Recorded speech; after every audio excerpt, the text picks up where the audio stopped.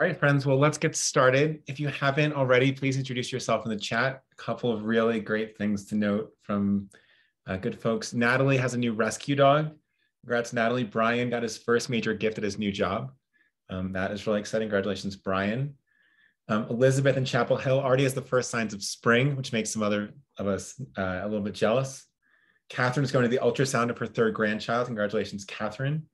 Beth at the Boy Scouts has some new puppies, so that's exciting, or the puppies are bringing her joy. As Lorraine, all of her organization's work supporting Ukraine. Thank you, Lorraine. Melissa's only child just turned 19, which sounds like both a celebration and a little bittersweet.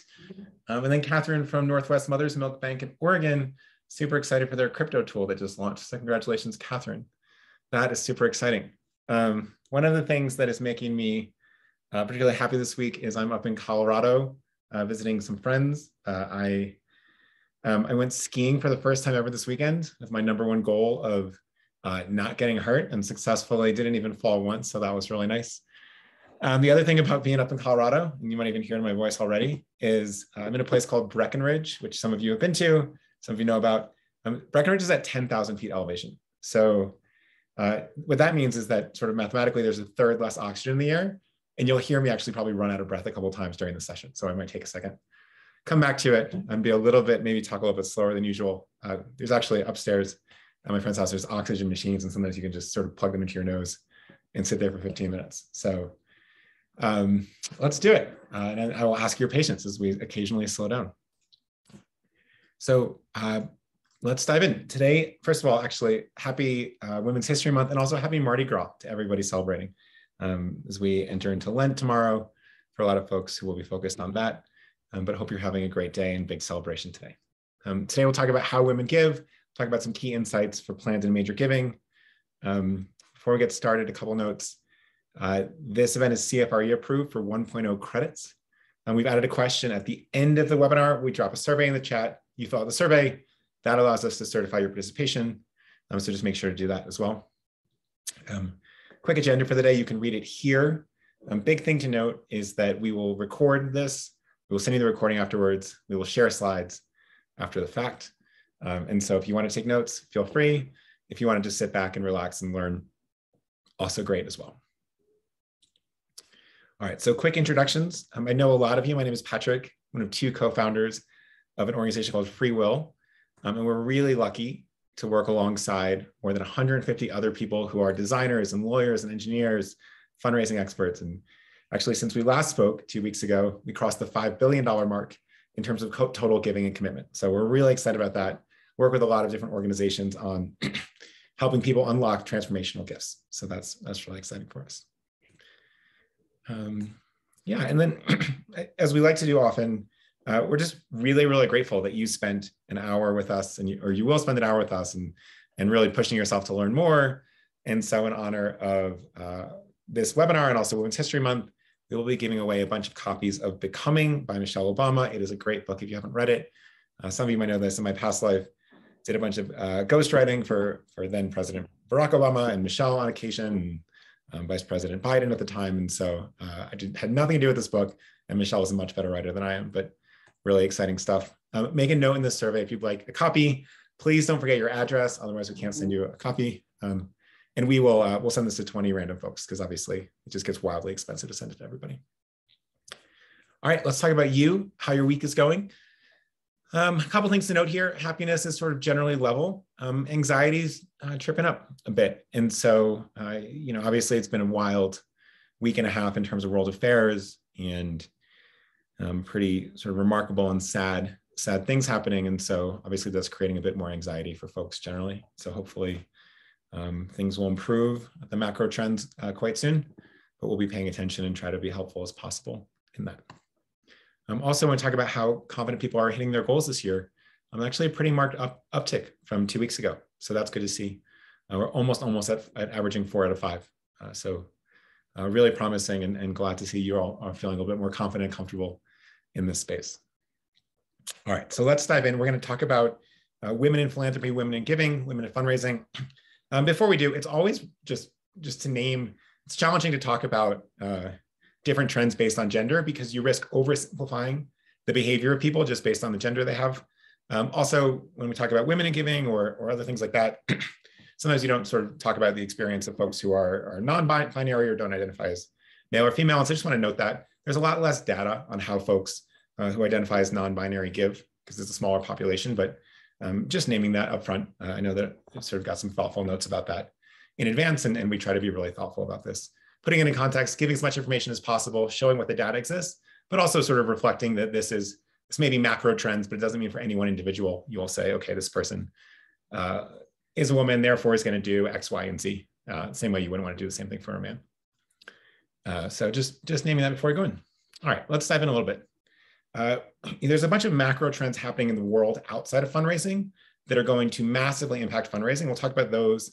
Then we'll talk about how women give, and then we'll talk about what you should actually do about it. So diving in here, there's just a massive rise in women's wealth over the last 10, 20, 30 years. And it's an increase in education. It's a rise in workforce participation, massively growing. Women now control a third of the world's wealth. In 2021, in the US alone, women held $12 trillion in assets. By 2030, which is only 8 years away, they're expected to control $30 trillion, right? So massive wealth shift into the control of women here. And that's something that'll be really exciting for women's philanthropy. As of 2019, which is the latest date we have stats available, 44% of ultra high net worth individuals in the US are female. So people often sort of miss that when they think about the extremely wealthy who can make extremely large gifts. Assets are growing quickly. We're seeing a huge move of women into more and more investing. And this is a really interesting trend that is accelerating and got sort of massive shifts during 2020 and 2021. So in 2020, the number of women using Robinhood increased by almost 400%. Robinhood, if you don't know, is an at-home stock trading app for stocks and mutual funds, et cetera. Plus, female customers at Fidelity are growing faster than male customers. So you're seeing this big shift into investing by women. Fidelity ran a bit of a study. 67% of women are investing outside of retirement savings. This is up from 44% in 2018. So in 3 years, we're seeing a shift from 44% to 67%. This is a massive increase and one thing that we really have to pay attention to. Millennials in particular are investing the most, 71%, but even boomer women are at 62% are investing outside of retirement, right? So this is really, you're seeing this massive shift into stocks and investments by women, consumers, women investors, et cetera. Their assets are growing quite quickly too. So these folks are not just investing in mutual funds and ETFs, they're also investing heavily in individual stocks and cryptocurrency, which is a departure from where we might have been 10 years ago. Fidelity's study again showed that 23% of women are investing extra savings into cryptocurrency. In the past, when we've done cryptocurrency webinars, we've looked at 2019 stats and 2020 stats from Gemini. Actually, more and more women are moving even faster than expected into cryptocurrency, and that's really interesting. University of Chicago survey found that women make up 41% of crypto owners and 38% of stock transfers. Really interesting that crypto surpasses stock traders in terms of female participation compared to males. Where women are investing their extra savings, 2/3 in individual stocks and bonds, 63% in mutual funds, half in money markets funds or CDs, 24% in impact investments and sustainable investments, and then almost the same amount in crypto. So really interesting to see how this mix of assets is changing. We'll talk about what that means for fundraising in a second. So why is this happening? Why are women gaining on men so quickly in terms of the wealth gap? Well, there are a couple of things that are happening. And just to name them, it's a mix of job participation, marriage, birth rates, and education, all of which are intertwined. So what you can see is over time, both men and women are marrying later to a considerable degree, right? You can see in 1950, the median age, right? So half folks got married before this. In 1950 was 20. It's going up to 30 for men and slightly less than that for women. Both men and women are marrying a lot later. Also, subsequent generations are less likely to ever be married. It's obviously now more common to have cohabitated before married. And you can see this trend over time, right? So this is women by age based on the decade that they were born in. So in the 90s, you can see by 27, only about 35% of folks were ever married of women. All right, people born in the 90s. People born in the 80s, considerably higher. Look at that gap between folks born in the 80s and the 70s. to see such an incredible shift. And then you can see the 70s and the 80s, and you can contrast with in the 40s, more than 80, 85, 86%, let's say, of women were married already by about 27. And so this is really, really striking. Well, sort of from the 40s, we've dropped more than half in terms of women married at that age. You can see this graph has a lot going on it. On the right is men, on the left is women. And you can see that folks who have less than 4-year college or more than 4-year college actually tends to be positively correlated with marriage. But also you can see the trend declining in both groups across the decades. Many women are continually staying single, or end up divorced and staying single, or end up widowed and staying single. So while men are most likely to be single in their young 20s, women are likely to be single later in life. Approximately half of 65 plus women are unmarried. It's a really important statistic. We'll get more into what this means down the road, but it's not the mental model that most people have. So you think about older folks, you think about older couples for the most part. If you think about a woman over 65, she is more likely to be unmarried than married. And so we can start to sort of shift our mental models a little bit as we go forward. So what else is happening? Delaying marriage, delaying motherhood. And delaying motherhood also means reducing the number of children on average. So since 2007, the birth rate for women in their 20s has dropped by 28% in just 15 years. The only ages where birth rates rose were for women in their 30s and their 40s. And they fell fastest in places where the greatest job growth was. So we see as women are delaying motherhood for careers, making an active choice around that. Take a look at this graph. So first, we've talked a lot about the great wealth transfer in previous sessions. You can see how wild the spike in birth rate is. That top of that, so the beginning of that curve in the middle starts in about 1946, right? This is the beginning of the baby boom, runs through about 1964. And you can see how many people are being born in the country then. You can contrast it where it's dropped by way more than half to 55.8 births per 1,000 women in 2020. And so just remarkable shifts in terms of people having babies at all and the number of babies per woman. Millennial women are having babies much later in life than those in boomer generations and earlier. There's some tick up, but it's very slight. And so I just want to name that you sort of have permanent generational shifts here happening. Millennial women are having children. They're waiting, but it also means they're having fewer children. Birth rates, let's make sure we have this. Birth rates are also highly impacted by education. The median age for a woman with a master's degree is 30, meaning median age of first birth, compared to 24 for those with only high school or less. Overall, the fertility rate has dropped, as we've spoken about. So when folks are starting later, they tend to have fewer children. This is really important for philanthropy and for planned giving. We'll talk about that in a moment as well. Take a look at this. I mean, this is one of the most important trends in America that I think is deeply underappreciated. When you look at total degrees granted in the United States, we are looking in the next few years at being 3 female degrees for every 2 male degrees. You can see this actually crossed all the way back in 1981. What it means then is folks, it's almost 40 years ago, right? So you're 60-year-olds, 62, 63-year-olds. Even in that group, there are more women with bachelor's degrees or any sort of degrees than men. And so by even 2000, you can see how big the shifts. And then 2022, 60-40. 60-40 sounds closer than it is. It means there are 50% more women with degrees, or there are 50% more degrees granted to women than to men. This is a really big shift. And certainly part of the education system has to think, are we actually underserving men in some context here? All right. 57% of bachelor's degrees in 2019, and that's only going up. What this is correlated to is rising in the workforce. So older generations of women have fewer degrees, much lower percentage of the workforce. Younger women are catching up quite quickly. In 2019, women made up more than half of the college-educated workforce, held 51% of all management occupations. In 2020, they made up more than half of the workforce for the first time, although that may have dropped a bit during the pandemic. So there's a real transition happening in the American workforce, in the American educated workforce to a pretty considerable degree. And that's really striking.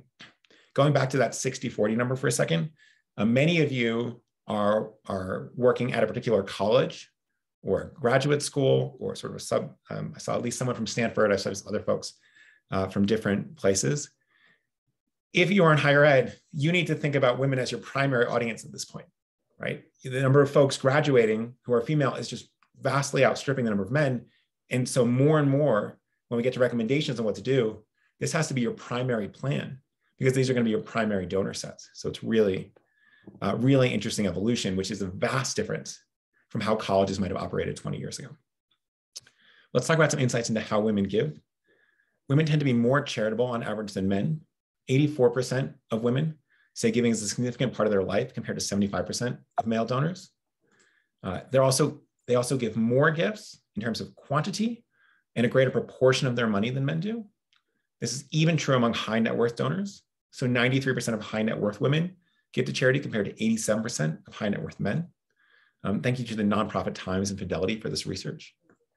Women also give to more causes and organizations overall, so single gifts can be slightly smaller. This is a really important aspect that we'll dive in a bit more later, but we really need to understand it. Millennial women support even more organizations than baby boomers. 55% say they support a wide variety of causes versus a third of women, a third of boomer women. There also tend to be more, they at least self-report being more motivated by heart than strategy. It may be that men are equally motivated by heart, but we'll call it strategy. But the pandemic had a really big impact on how women felt about giving, especially millennials. 47% of millennial women said giving became more important to them during COVID. And so you're seeing a massive shift in the philanthropic behavior of an entire generation. One of the challenges for organizations is that women self-report being less aware about some of these more sophisticated ways to give. They're going to result in much larger gifts. So were you aware that publicly held stocks and bonds can be donated? 60% of men say yes. Fewer than half of women say yes. Are you aware that privately held stocks can be donated? 48% of men say yes. 43% of women. Or if you are not aware that privately or publicly held assets can be donated, more than a third of women say this compared to fewer men. And so there's a real big education gap in this particular type of giving. And that allows a really important opening for us to dramatically increase giving. We'll talk about what that looks like. Taxes, by the way, tend to be more important for boomer women than millennial women. So 37% of boomer women say, I think carefully about the tax deductions related to giving, 29% of millennials. A lot of this has to do with overall wealth. And so my guess is that millennial women will push up in this category over time. Why is this so important? Really understanding these non-cash gifts, and we've talked about this in the past, drive massive increases in overall fundraising for your organizations. The number one factor in whether your organization is growing or shrinking is how good you are at taking non-cash assets, particularly appreciated securities, things like stocks and crypto, et cetera. And so it's really interesting to see, you can see at the smallest level, organizations taking securities grew by 400% over a 5-year period. Organizations reporting only cash grew by 56%. So these are just massive shifts. This is from our friend, Dr. Russell James out of Texas Tech. The other thing that we're seeing is that how people learn about giving and how people give is shifting. So on average, more women use online tools to make gifts than men. 63% of women compared to 38% of men prefer email when it comes to secure initial meetings. Men tend to prefer a bit more phone calls. And so now we're moving towards email as a way to really best reach even major and planned giving donors. The other thing that's really important is that women tend to show a much greater openness to learning than men do. They're 50% more likely to watch how-to videos. And so that creates another opportunity for us. I'll talk about that in a second. Women use giving circles far more than men. Many of you will participate in these, or they will, or your organization will be the recipients of it. The number of giving circles increased by more than 5x from 2007. And there are more than 2,000 in the United States right now. Most of these, 60% are formed around identity, gender, race, religion, age, et cetera. 70% of giving circles are majority female. Nearly 50% are exclusively female, right? So giving circles are really heavily dominated by women. And these circles have given more than $1.3 billion. So it's a really important growing aspect. And it's a shift in the way that folks are giving. When we look at the stats, you can see this. this is the percentage on the far left. 56% of US giving circles have only female members. They comprise more than only half, another 20%. And so you can see some of this here. This is 2016. My guess is these numbers have gone up pretty dramatically. All right, so what are the lessons? There's a lot of things happening in the world, right? Women are getting married later. They're having fewer children. Many of them are staying single. Women over 65 tend to be single more than they tend to be married. Women are growing in their assets. They're deeply investing in things like crypto and in stock giving. They're more educated. So what do we actually do about it? Let's start drawing some lessons. One of the most important things is seeing that, wow, giving lessons are disproportionately attracting women. Why is that? And what does that teach us about philanthropy? Well, remember, and this is really important, much of philanthropy and much of fundraising as we currently do it is based around the needs of male donors who have been historically prioritized. Many prominent colleges, for example, are transitioning from primarily or exclusively older male alumni, right? So we talked about how colleges need to be deeply focused on for new graduates on women's giving, but the class of 1968 might have been entirely male. Columbia University, for example, great school, only went co-ed in 1983. And yes, it had Barnard, right, sister school, but it's not quite the same thing. And so a place like Columbia has to be transitioning from thinking about only male donors. And like most of you, their older donors tend to be bigger donors. And so everything's been built around that. Built around older donors mean built around male donors. And now there's a transition happening. Consider how many buildings at the college you went to or at your hospital are named after men versus women, or the high school you went to. That's a big shift. So what can we draw from this? Well, there's a famed linguist named Deborah Tannen who wrote this book called You Just Don't Understand and talked about women and men in conversations. And what she found is that women use conversation primarily to build connection, whereas men tend to use conversation primarily to build status. Now, an important note here that this is a wild overgeneralization, and there's a lot of criticism for this book, but some of the lessons might still apply, right? So giving levels, as we've historically done, it's a huge part of major giving. Are you at the president's circle? Are you at the executive circle? Whatever it may be, has really been built around assigning status around giving. Whereas things like giving circles are not about status, they're about building connection. And so we can see how these things push and pull with each other and how different genders are sort of thinking about this a bit differently. When we ask you how women give to your organizations, there are a bunch of really interesting things showing up. Now, this purple, that you're going to see a lot of purple here, that's folks who self-reported not knowing. So you can sort of ignore that, maybe expand some of the numbers in your mind, removing that. But when we talk about people's entire donor base, nearly half are 50 to 75%, compared to folks, only 13% of organizations say, oh, my donor base is less than half. And now you have that little green sliver that's 75 to 100%. So really you see female donors being dominant in most of your organizations. But let's put that in contrast to some other numbers. When we ask about major donors, here we go. 32% again, don't know, forget those folks. But now our 25 to 50% number is bigger than our 50 to 75% number. Our 17% number, right, 0 to 25, is a lot larger than folks where more than 3/4 are women. And so what we're seeing is we're not doing a good enough job necessarily transitioning our big group of female donors into more major donors. We'll talk about how to do that in a second. Talk about stock donors. You see actually a lot of people don't know, right? So we'll take out that purple at the top, but nearly half of the folks that did know said, oh, less than 1/4 of my female donors are stock donors. And that's a really big problem if that's most of your donors, right? It means we're not doing a good enough job converting some of those folks. When we talk about plan giving donors, now things switch again, right? So more than half, 23%, these tend to be sort of female heavy in terms of plan giving. There's a really big opportunity there. So that's a shift again, right? We saw overall donors more female, major donors more male, plan giving donors more female, stock donors more male, and then crypto, most people don't know, right? So we'll just own that. But of it, most people said, oh, wow, only 25%, fewer than 25% of my crypto donors are female. There's a really big opportunity here as more and more women get into crypto. So what should we actually do about this? We've learned a lot, right? We learned about what's happening with women at a macro level in the country. How are they behaving differently than they were a few years ago? How are they giving? Where are we falling short as an industry? What might you actually do about some of this stuff? So first, focusing on education, impact, and major giving, right? So many donors look to nonprofit staff like you as experts in how to give. You really, really want to be leaning to educate on different ways to make the biggest impact on your mission. And it's okay to send emails and letters with phrases on different methods using things like, did you know? As more and more women move into stocks and crypto, it's especially important for you to raise awareness about giving this way. Why? Because it's the kindest thing you can do for a lot of these donors.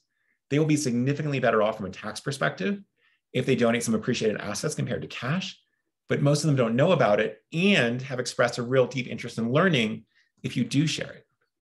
So to raise more funds, nonprofits need to shift from a cash first perspective and a non-cash giving mentality. And particularly for female donors, this means educating folks, right? It has to be easy for them to do so. It has to be apparent. It has to seem common and regular. Women in particular, by the way, are more likely to donate using online digital tools. This is often how they learn and act. Doesn't mean you have to sort of go talk to strangers in a way that isn't just true of women, it's true of sort of all sort of broad younger generations and a lot of men. And so you really want to be using online tools that make it easy for things like transferring stock, donating crypto, giving from IRAs, leaving legacy gifts, doing all these things that are not just a $50 credit card, which is really not going to add up to the same degree as some of these major gifts. Your giving pages should be educating donors on the impact of non-cash gifts. You really want to use less tax jargon, right? The goal is not to prove how smart you are. It's to be as clear as possible and focus more on impact. You can save more, up to 70% on taxes and make a bigger impact on our mission with the gift of stock or crypto, right? Very clear, very 8th grade language, super, super important. You really want to include a link to any non-cash giving pages on your donate page and on your ways to give page. The number one mistake that many nonprofits make in terms of a website is they put the highest impact stuff in the place where no one looks, right? We've talked to a bunch of nonprofits, gotten some website traffic. It is quite common for your donate page to get 100 times more traffic than your ways to give page. So why are we putting the most important stuff for our organization hidden from where everybody is, where people who are actively trying to help you go? That's a really big mistake that a lot of people are fixing right now. So we love this webpage from the United Way in, gosh, I don't even know how to say, Volusia, Flagler counties. If anyone has the correct pronunciation, please throw it in the chat. And here's the normal donate page, right? So it's not some secret ways to give page. And they have these little check boxes up front. They're right above cash, but they don't sort of overwhelm the page. Volusia, thank you guys. Really appreciate this. Learning small things every day. So thank you for the folks that corrected or announced the correction of the pronunciation in the chat. But take a look at this page. So it's very simple, very clear. It says, oh, do you want to donate stocks? Do you want to donate via IRAs? Do you want to give crypto? Do you want to make a one-time or monthly donation? And when you check one of those boxes, it just sort of expands, right? So it's very simple and elegant. When making a donation via cryptocurrency, et cetera, it gives you a page to do so, right? Now, the average crypto donation is like $4,000. And you can see on the cash options, 52, 155, 288. I don't know how they came up with these numbers. I'm sure there's some important significance to the organization. But wow, that's really important, right? You have someone who is ready to give, and suddenly they might be giving 50 times more, 20 times more, 10 times more, 100 times more. And this is how you really crush your fundraising goals and grow your organization, is getting much bigger gifts from the same folks. So hats off to that United Way local. Austin Pets Alive, same thing, makes it super easy to give crypto gifts. This page seems friendly and unintimidating. It's linked very prominently on their website. St. Ignatius High School says, you make it really clear to give stock gifts. Make it super simple so that if you're on the website, you can do it. You don't have to have a personal relationship with a major gift officer. Now, you probably will have a personal relationship with a major gift officer once you've made that $200,000 stock gift. But you see more and more women sort of doing their own research, taking it into their own hands, trying to learn on their own, instead of going out to interact and ask questions. All right, tip 3. So we've talked about sort of thinking through status. We've talked about making it really easy on your webpage so that it's accessible to folks, especially as you start thinking about millennial major donors. If it's not on your website, it's not real, right? It's just how that group will feel. We want to rethink wealth markers for major giving. Now, remember, many women spread out donations across organizations, which may result in smaller gifts to your causes. Now, they're giving more overall, right? But they're giving to 12 organizations, whereas a man's only giving to 3, and so it feels like a bigger gift. And it feels like that person has higher capacity. But you might be ignoring women who have high capacity because they're giving to so many places. With a little bit of extra attention, you'll be able to generate really large gifts from that person. So focus on things like education, job titles, address and home value, volunteering, giving to other orgs, and not just the size of the gifts you've received to date. And remember, philanthropy has historically been geared towards men, and so it's likely that the attention you're putting out is most geared to your male donors, which is then a self-perpetuating cycle, right? Because then you have more male donors, and you want to keep sort of the focus on them. So there's some shifts that need to happen here, and it starts with thinking, okay, well, maybe some of our female donors have much larger capacity than we're giving them credit for because they're donating 7 places quite generously. Tip 4, think about naming opportunities. Naming opportunities and naming rights is sort of the #1 thing that it seems like it's been built around men in history. Don't forget, many women often give socially, teaming up to make bigger gifts. Invite people to endow a chair, create a scholarship, sponsor a park bench with friends and not just spouses, especially for your younger donors. Consider assigning a giving circle to a major gift officer's portfolio, even if the folks within that are not that wealthy, right? So if you're a community organization, a lot of these giving circles tend to be community focused, and you're getting a whole bunch of $80, $100, $200 gifts from a circle, that might not reach your threshold to fit in your portfolio. Think about assigning an officer to that group. Hey, can I come visit? Can I share some of the things we're up to? Can I share some of the opportunities for giving? And come to that circle. That's a really different approach than sort of coffee across the table that you do with your major donors. Tip 5, think about representation. So we spend a lot of time on nonprofit websites. We look at a lot of yours. Most of them are pretty good. But remember that half of 65 plus women are unmarried. Look at your donor stories and your photos and your imagery. So often, these are almost always an older couple, almost exclusively, right? Especially as you sort of, you look in newsletters and things like that, tends to be extremely weighted towards older heterosexual couples, which is actually not the reality for most folks in the country. So when you send letters and emails, are you addressing the individual? Sometimes people will write Mr. and Mrs. When it's, a brother and sister living together, or my colleague Simone, who has a different legal first name, often gets addressed as Mr., and she's really frustrated by that, things like that. So just make sure you're extra careful there. And then think how to more frequently include examples of older single people so your donors feel reflected and included in your materials, right? It's much more likely the case that that story will make an older single person feel deeply involved than the married, the married story is going to make the married couple feel deeply involved, right? Because there's so much the norm in culture, meaning the married couple, that they don't necessarily need that sort of extra level of inclusion, which isn't the case for older people who are uncoupled. Okay, last tip, and then we'll get into some resources and questions. You really want to emphasize planned giving with this group. So our data shows that women are more likely to include a charitable gift in their will than men are, 19% to 17%. 2% doesn't seem like a big difference. That's about a 10%, 12% increase in terms of total numbers. More than half of all bequest dollars committed in estate plans on the FreeWill platform last year came from women. Women with estate sizes between 1.5 and 7.5 million were the most generous, giving away the highest percentage of their wealth. Now, this seems like really wealthy. It's actually not. I mean, it certainly is. I don't want to downplay how much $7 million is, but for many of your donors who are in the Boston suburbs, the New York suburbs, the Bay Area suburbs, the DC suburbs, bought a house for a couple $100,000 or $100,000 in the 80s, in the 90s, are now sitting on real estate that's worth $1.5 million, $2 million, and have other appreciated assets because they've lived through a massive stock market bull run. You'd be surprised at the asset levels of some folks who might be giving you $25 or $50. And so planned giving is the chance to not unlock a $2,000 gift, but potentially a $200,000 gift or a $2 million gift. And many of you in planned giving know this. The single greatest indicator of will someone make a planned gift is, are they married or do they have kids?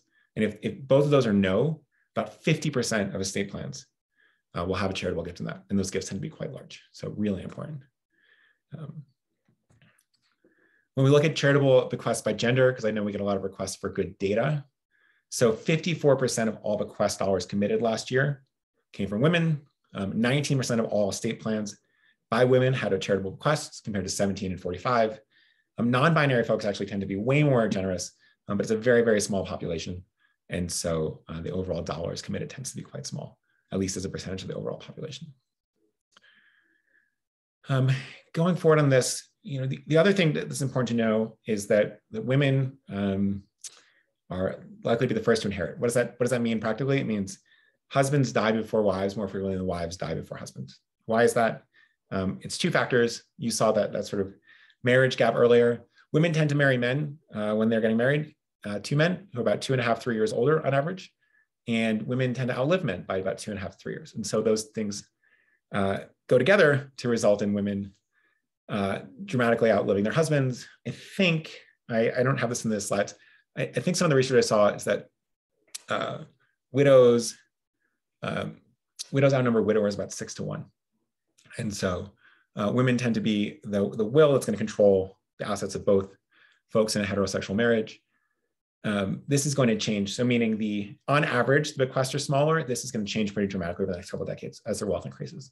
Also, we're starting to see the first, the folks who are getting older and passing away now tend to be in that sort of very early stage of rapid rise in education as well. They're also, by the way, women are more likely to share information with the nonprofit to whom they're leaving a bequest. And this displays an openness to relationship with that organization, which also allows you to solicit more major gifts and more thoughtful gifts before a bequest is realized. So really exciting there. A really big opportunity. I mean, I think we're looking at, many of you know, but we're looking at the Great Wealth Transfer. There'll be $70 trillion passed on in the next 20 years or so. Most of this will be controlled by women. And so your outreach to that big group of women who are in your donor base around planned giving is going to yield massive, massive results. All right, so that's it on resources, excuse me, on some advice on how, we've talked about what's happening in the world, what does it mean for women's giving, what should you actually do about it, a couple of resources to help you put some of these things in action. Before that, a reminder, my colleague Simone is going to drop the survey in the chat. Thank you, Simone, always on it. Please fill this out, take 30 seconds right now. This is how you can register to receive Becoming, which we love. Make a note of the survey if you'd like it. A couple other things. A lot of folks keep asking about crypto and crypto donations. We've seen an enormous number of organizations say this is the year. I've got to figure this out. It's obviously sticking around for at least a little bit. Turns out these gifts tend to be really large. Just talked to someone the other day who said, oh, I'm super interested in crypto giving right now because a peer organization just received a $2 million gift out of the blue. And so there's a huge shift towards crypto. A lot of people are trying to understand it. We've created a quick start guide to raising crypto donations. So feel free to make a note in the survey if you'd like that as well. And then also in the survey, if you want a demonstration of what we think of as best-in-class tools to really help people make major gifts in a simple way, charitable stock giving, qualified charitable distributions, and crypto, as well as helping people make planned gifts and bequests. These are the tools that have generated more than $5 billion in giving. So if you'd like someone to walk you through those, feel free to make a note. And then on Thursday, in 2 days, just under 48 hours exactly, I'm going to walk through some of the crypto tools that we built. And already about 1,000 organizations have already requested them. And so you can come join in 30 minutes and just feel free to bring a coffee and hang out. But we'll talk about what's happening in crypto philanthropy, what you should do about it, what organizations have done to be successful, and we'll go from there. My colleague Alyssa will also do a group session in looking at some of the planned and major giving tools. So feel free to join that as well. You can RSVP for both of these in the survey. It's quite simple. All right, so I am going to take a 30-second break. I'm going to take in some oxygen up here at 10,000 feet. I'm going to read through some of your questions. We'll summarize the most common ones. If you can use this time to take the survey, and most of you do every week, thank you so much for that. That will be really helpful for us in feedback. And I will take a look at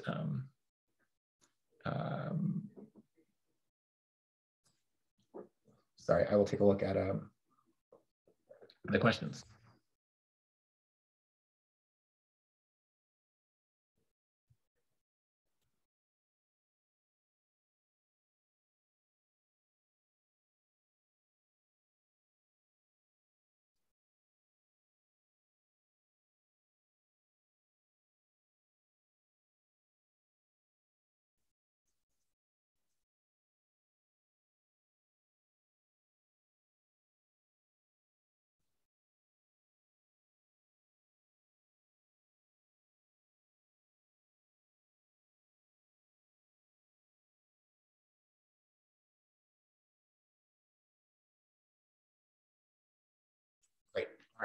So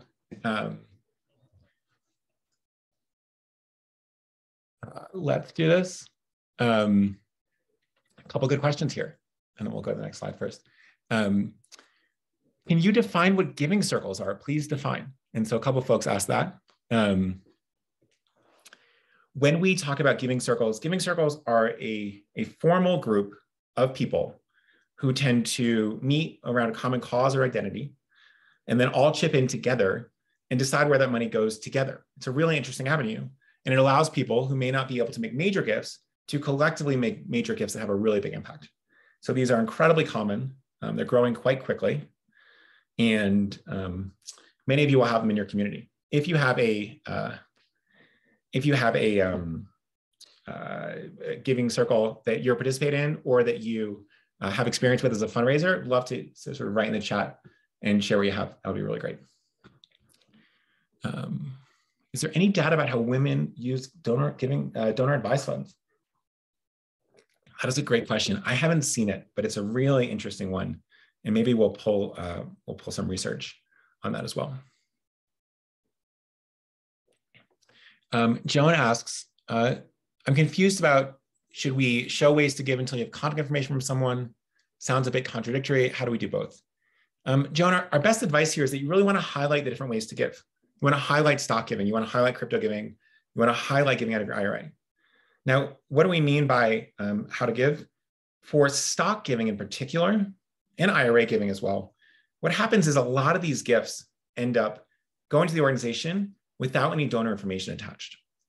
And so folks are anonymous, and it's a really big pain to get them the right tax information, to thank them and steward them. For many people, this will be the largest gift they've ever given, and then they hear crickets from you and they're annoyed. So what we suggest, and some of our tools help with this as well, is that you capture information, say, great, give stock, amazing, fill out your basic information, and we'll show you what's called the DTC information, which is just another way to say, what are the instructions for transferring stock to our organization? What's our account number? What's our brokerage number, et cetera? And that will allow you to have a list of people who are making gifts, how much it is, and then match it to the gifts that you're receiving. And by the way, if the gift doesn't come through, you can follow up. And so that's a really important strategy that a lot of organizations are using now.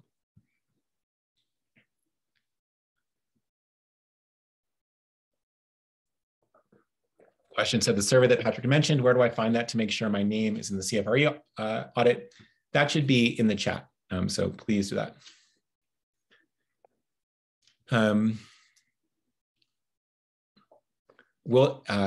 Great question from Paige. Paige has so much good information. I'm trying to soak it all in. I'd like to come back to this and share with my executive director.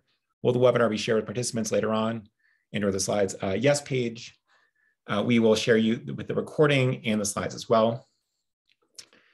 Catherine asks, what are your thoughts about the continuation of using titles like Mr. and Mrs. and Mr. and Dr., Miss and Miss?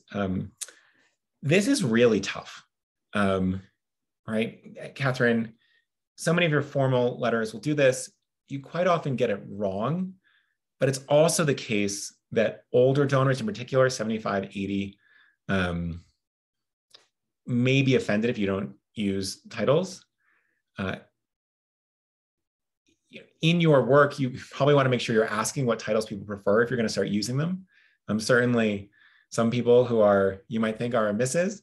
would much rather be referred to as a doctor. Some people who are Mrs. might be a Miss, things like that. And my guess is you're going to get feedback either way, right? And so as much as you can, if you're going to use titles, I would solicit preferences from folks, but it's tricky.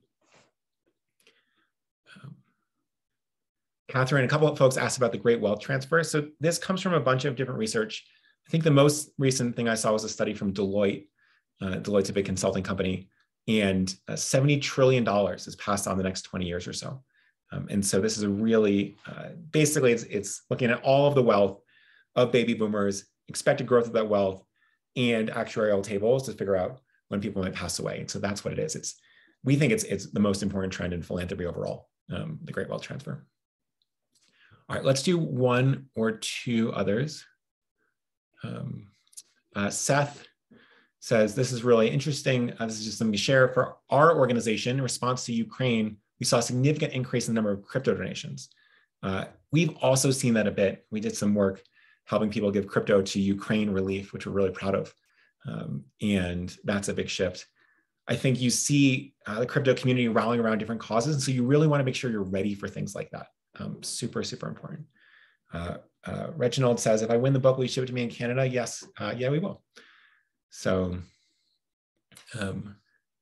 Laura asks, how do you address crypto to get your board on the team? I think a couple of things to do for getting boards on board with crypto. Thing one, just make sure they know it's happening, right? There's well over $500 million was given in crypto last year. That's probably going to double at least this year. So it's a big opportunity you're missing. Two, just to sort of plug FreeWill for a second, we've created some tools that mean you can accept crypto donations, but never actually hold crypto. We sort of help liquidate it, and then all you do is take US dollars. And so that's been a big win with boards, right? There's no gift policy changes, very simple, very straightforward, no risk, et cetera. And so a lot of boards like that. Okay, so let's pause there. We're able to finish a little bit early. There's a lot more questions. We'll go through all of them. We may bring some of these answers to the next session. So excitingly, on March 15th, we are doing a webinar, 3 Paths to Success with Older Donors. So what we're seeing is everybody wants to talk about millennials, everyone wants to talk about Gen Z. It turns out that the giving power stays with older donors for at least the next 3-5 years. And the amount of wealth being accumulated by this demographic is just enormous. So there's a whole bunch of legislative changes that have happened in the last 5 years, and then a lot of sort of behavioral and psychographic changes that have happened to this population, especially coming out of the pandemic. And so we'll dig into that and how folks are successful, and also what are the big failure points that people are hitting right now with older donors as well. So if you'd like to, you can join that. It's in 2 weeks. We'd love that.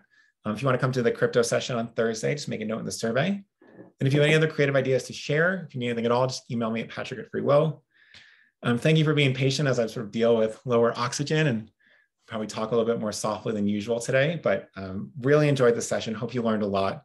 Thank you for coming and really pushing yourself to build your career. And I'm really looking forward to seeing you in 2 weeks. So thank you again, and have a wonderful week, and happy Mardi Gras.